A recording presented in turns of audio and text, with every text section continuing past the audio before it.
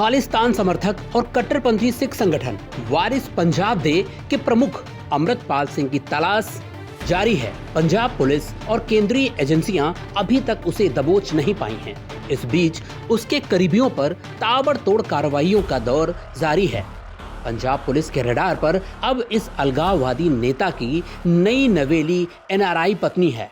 अमृतपाल की पत्नी किरणदीप कौर से पुलिस पूछताछ कर चुकी है। उसके पिता से भी पूछताछ हुई है। किरणदीप कौर का परिवार जालंधर का रहने वाला है, लेकिन वे काफी पहले ब्रिटेन में बस गए थे। मीडिया रिपोर्ट्स के मुताबिक किरणदीप खालिस्तान समर्थक संगठन बब्बर खालसा इंटरनेशनल यानी BKI के लिए काम करती हैं। यूके में रहते हुए वो संगठन के लिए फंड जुटाने का काम करती थी। पुलिस ने अमृतपाल की पत्नी और उसके करीबियों के बैंक अकाउंट खंगालने शुरू कर दिए हैं।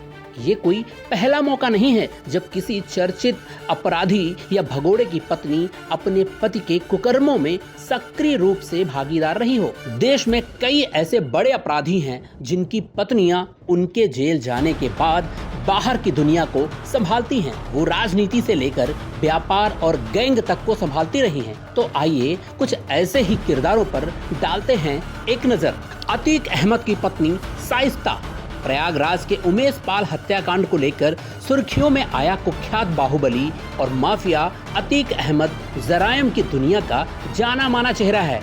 इस माफिया ने विधानसभा से लेकर संसद तक का सफर तय किया है और इसके घर पर स्वयं राज्य के मुख्यमंत्री तक हाजिरी लगा चुके हैं। यूपी से हजारों किलोमीटर दूर गुजरात की जेल में बंद इस कुख्यात बाहुबली ने आसानी से अपने दुश्मन को मौत के घाट उतरवा दिया। उसकी इस साजिश को जमीन पर उतारा उसकी बीवी शाइस्ता परवीन ने, जो अभी तक खुद को मीडिया में निर्दोष बता रही थी।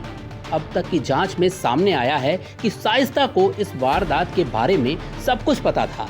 उसने हत्याकांड में शामिल सभी शूटरों को 1-1 लाख रुपए, मोबाइल फोन और सिम कार्ड उपलब्ध करवाए थे। उमेश पाल मर्डर केस में नामजद आरोपी शाइस्ता फिलहाल फरार है और उस पर भी पुलिस ने इनाम घोषित कर रखा है। मुख्तार अंसारी की पत्नी अफसा।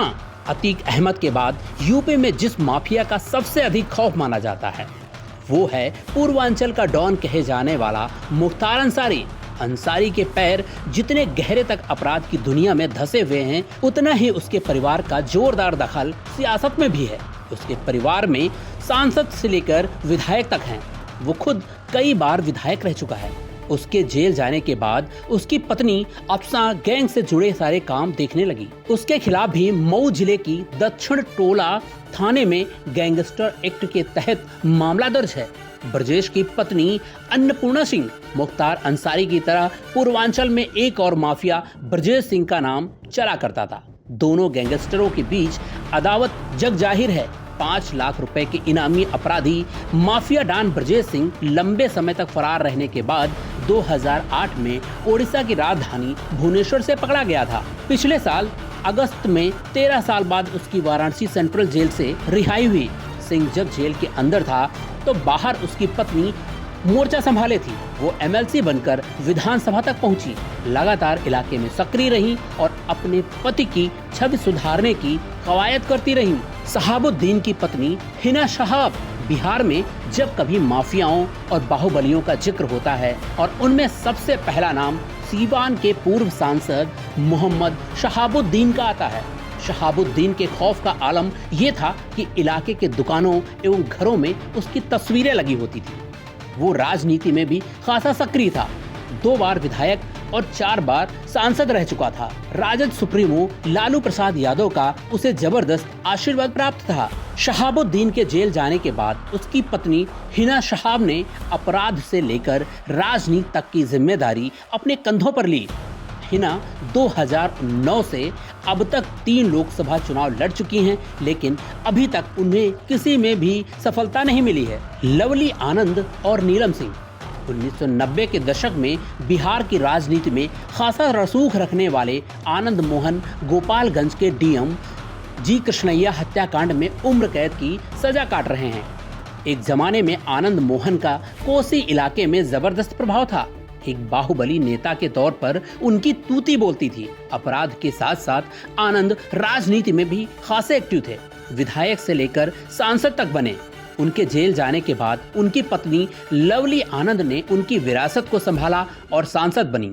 अब उनके बेटे विधायक बन विरासत को आगे बढ़ा रहे हैं। इसी तरह मोकामा क्षेत्र के एक अन्य दिग्गज बाहुबली नेता अनंत सिंह का रसूख इलाके में कायम है। उनके दबदबे का प्रमाण यही है कि उस इलाके में उनके सामने किसी भी पार्टी का झंडा मैटर नहीं करता, चाहे वो निर्दलीय लड़े या फिर किसी दल की तरफ से, उनकी जीत पक्की रहती है। हाल ही में एमपी एमएलए कोर्ट ने एक मामले में उन्हें सजा सुनाई थी, जिसके बाद उनकी सदस्यता चली गई। इलाके में छोटे सरकार के नाम से मशहूर अनंत सिंह ने अपनी बीवी नीलम सिंह को मैदान में उतारा और वो उन्हें चुनाव जिताने में कामयाब रहे। न्यूज़ ट्रैक के लिए स्निग्धा सिंह की रिपोर्ट।